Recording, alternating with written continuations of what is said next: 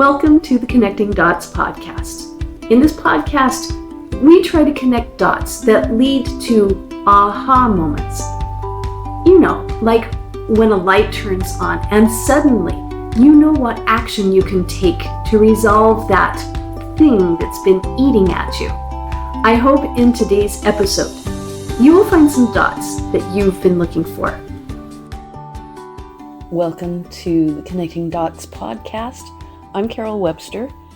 I'm excited to share with you, an exercise that we're going to do today if you stay with me. Let me give you a little background of why I'm doing it, what we're doing. A lot of the time that I spend is with people who want to learn the modules of the holding space practice. There's a group right now that I'm working with, and we have just finished with Module 1 and Module 2, and we're starting into Module 3. Module 1 is Being Without Doing. Module 2 is Bravely Seeing Truth.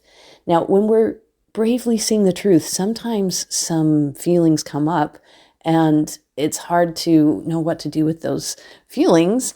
And so Module 3 is about what to do when those feelings come up. So Module 3 is called Feeling Feelings Without Words. The exercise we're going to do today on the podcast, if you want to play along, has to do with how to process feelings or integrate habits that we want and which were part of us. I call this Doodle processing, or just a way to process through using something besides just words that are typical when we're using our thinking mind. So this will be a resource for people going through the holding space practice. But if you just want to listen along, anyone can do this anytime just for fun. I'm going to give kind of an introduction. And while I'm doing that, if you want to play along, you can kind of take the podcast with you and collect up a few items, simple items, a scratch piece of paper or like a Post-it note, something easy that you're like, I can just throw that away, no problem. Another piece of paper that you really want to, like a plain white piece of paper that you're going to do most of your work on. If you're somebody that has a sketchbook, you could grab your sketchbook. You'll need a pencil. You'll need like a ballpoint pen. It could be black. I think I prefer black, or like a black marker. Optionally, you could grab some colored pencils or a set of colored markers and just put that wherever you're going to be to do the exercise if you want to. The mind or the brain, and we can argue about whether those are the same thing. They are set up in habits. This is how we survive as human beings. We don't have to rethink every single thing. We create a habit in order to make our life doable and to progress in the way we can think. So imagine if every time you had to take a step, you had to go through the same process as you did when you were a baby learning to walk. We create grooves or habits in our mind in order to make our life, that's part of growing up and becoming eventually an adult. But sometimes those habits or those grooves are not really the best thing for us, or they don't continue to serve us, or they take up space. So in holding space practice, we talk about how do we grow our container? How do we make room for the things that are the most important? So this that we're going to do will be a way of processing maybe something that's old and bringing in a new thought process, or actually bringing in something that we used to have as a child, which is creativity. When we get into that analytical part of our brain and we're just, really thinking hard about a solution or a decision that we want to make, often we get these blocks, right? We can get into rumination, which creates anxiety, and we want to get out of it, but we don't know how. This exercise could help with that overthinking piece. It's usually in a more free place that we can get inspiration and solutions. It's more in this playful state, or when you're laughing or you're just not thinking about it. I mean, we've all had that experience where you're trying so hard to remember something and it just won't come to your mind. And then maybe 10 minutes later, you forget, and then boom, it's right there in your mind. So the exercise that we're going to do is meant to put you in a space where you can be free from that overthinking. The truth is, we were all born with this ability, this creative power of being able to creatively solve anything that we come up against. When you were small, you would start to draw some shapes, and eventually those shapes became images, and you never judged it. You never thought about, oh, does this look like my mommy? It's just, a circle and a stick for the body and some stick lines for the arms and the legs. And in your mind, that was your mom, or whatever you were trying to think. It was a tree or whatever you wanted.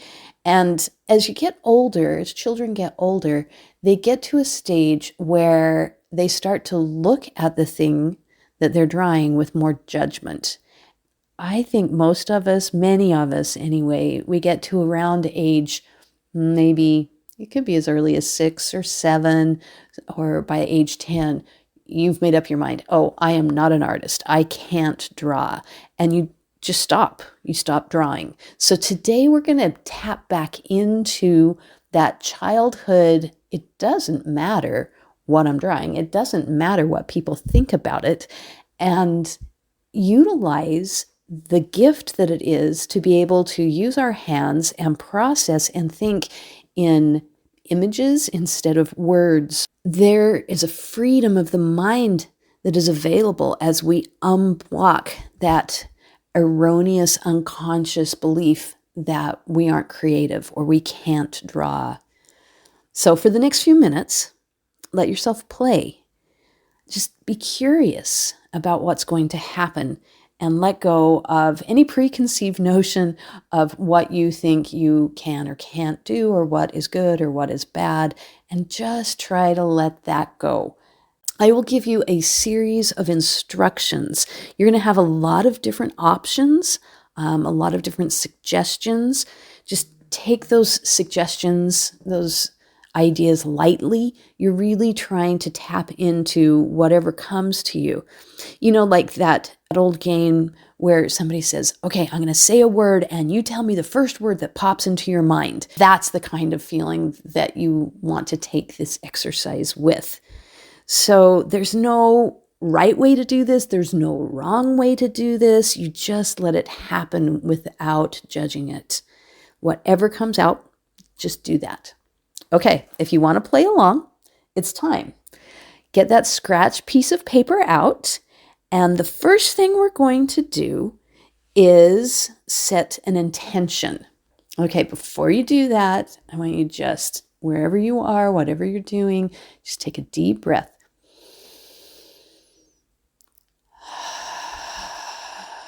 And notice how that will relax your body.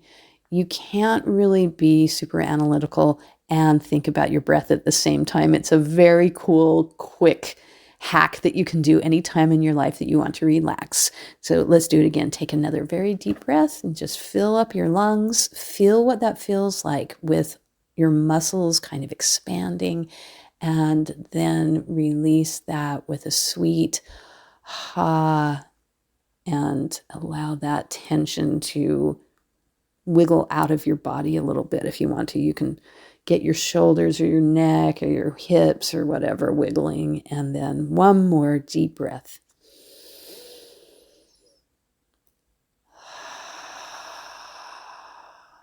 Now think of something that you would like to have more of in your life. Some kind of characteristic, something that you just wish that this was a little bit more a part of your life.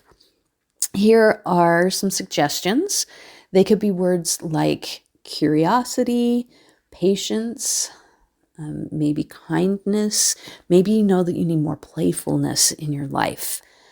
It could be a word like generosity, lightheartedness, wisdom, just whatever is coming to you. Write that word or that short phrase on your scratch piece of paper and just feel that in your body once you've written it down, and take another big breath.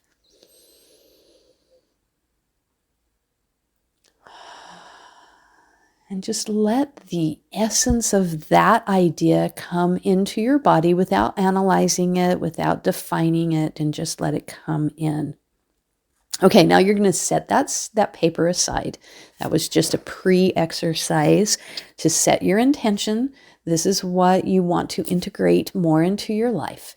Get out that big piece of paper and the pencil. Did I say a pencil? Just stop the recording if you didn't get a pencil and come back to it.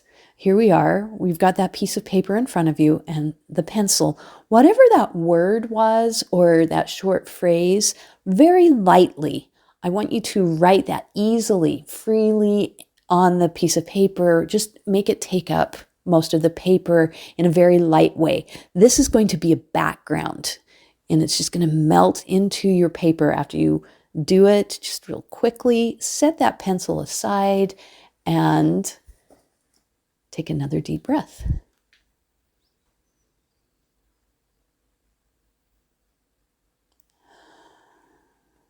Anytime that you need to stop the recording to do whatever the instruction was, you are free to do that. But there will be times that I will specifically say, now stop the recording, pause it, and you will hear this sound.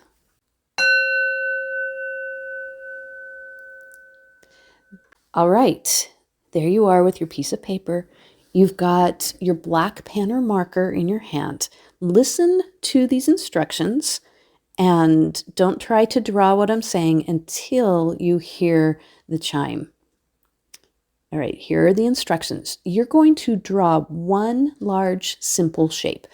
It could be like a circle, a square, a triangle, a rectangle, a diamond, any shape that you want. That will be taking up a good portion of the page. And then repeat that same shape, whatever you choose, and draw it 2 more times in different sizes from the biggest one that you draw. Take a breath and pause the recording after the chime.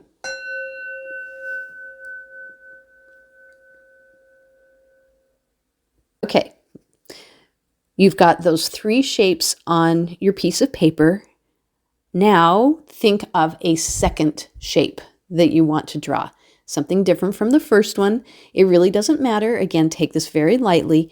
Any shape, and draw that second shape. You're going to draw it 2 more times, that second shape. But this time, make sure that it overlaps one of the first shapes, kind of like a Venn diagram. When you get done with that, I have more instructions.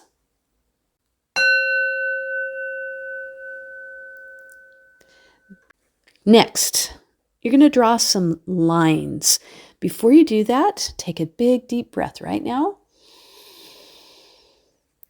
Those lines are going to be inside the first shape, that largest shape that you originally drew. Now, those lines can be close together, they can be far apart, they can take up the entire shape, they can take up just part of the shape, they can be vertical or horizontal or at whatever angle on a diagonal that you want, and you're just going to do that in that first shape. Then, whatever you drew in the first shape, however you drew those lines, go back into the other 2 repeating shapes of different sizes and repeat that pattern on those particular 3 original shapes that you drew.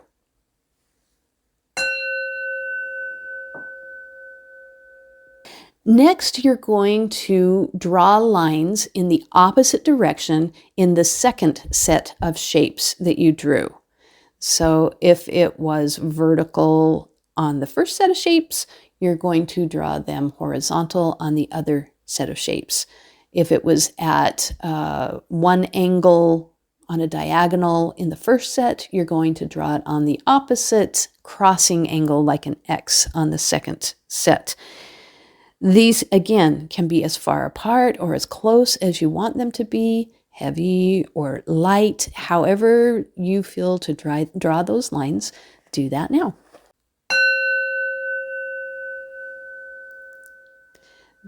Okay, let's take another deep breath.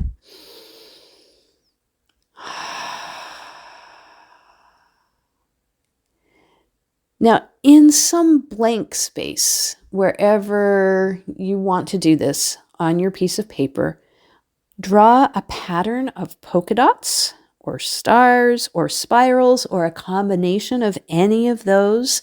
Just have fun filling in some space. You can take up as much space or just a small amount of space, whatever you want, with little circles. They could be in a line, they could be in little clusters, they could be however you want it to be. It could be spirals, it could be stars, whatever you want. Just take some space, as much as you want or as little as you want, and create a pattern.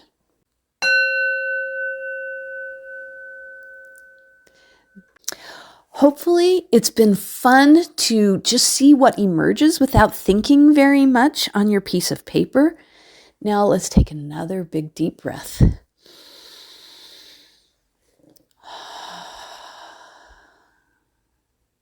It's possible that you look at that piece of paper and you're excited and it's fun. It's also possible that you judge it and say it's not good. All of that is just information that you can say, well, I'm just doing this for fun anyway. And now remember, what was your original word that is at the background of all of this playful, quote unquote, work that you have just done? See if you can feel that energy of that word again, whatever it was. You may be able to see it. It might be completely covered up. It doesn't matter, but feel that inside. You get to choose what you want to do next with this piece of paper that is in front of you. If it would feel fun and joyful to color some of the spaces, have a great time doing that. If you're like, absolutely not, I'm done with this exercise, then be done with this exercise. Or you're in a hurry, you want to come back to this, you do whatever you want. It's absolutely your choice. Now, if you want to make my day, snap a picture of this now and or when you're done and email it to me. My email address is carol@holdingspacepractice.com. It would just make me so happy to see how these different instructions manifest themselves on a piece of paper. I would love to put this on a website if you give me permission, and we can see how that might compare to other people. Not that we're comparing, but when we look at the same set of instructions that we heard and how somebody else hears the same set of instructions, we start to realize that we are unique. Each one of us is an individual. There is no right or wrong. We just need to honor the individual ways and unique ways that we are. All right, so I'm going to leave you with this exercise to finish however you'd like to do it. Let's take one more deep breath. Close your eyes this time. And with your eyes closed, you may take another breath. I want you to see if you can find an internal smile. Can you find your playfulness? Can you remember what it was like back before you had the heaviness of the world, before you realized all the ways that you could be wrong because people told you were wrong, and tap into all the ways that you are uniquely you, and all of that is you can't be wrong. It's just you. Have a good rest of your day. I hope you have found some kind of aha moment as you listened to the Connecting Dots podcast today. For more resources, visit carolbwebster.com or holdingspacepractice.com.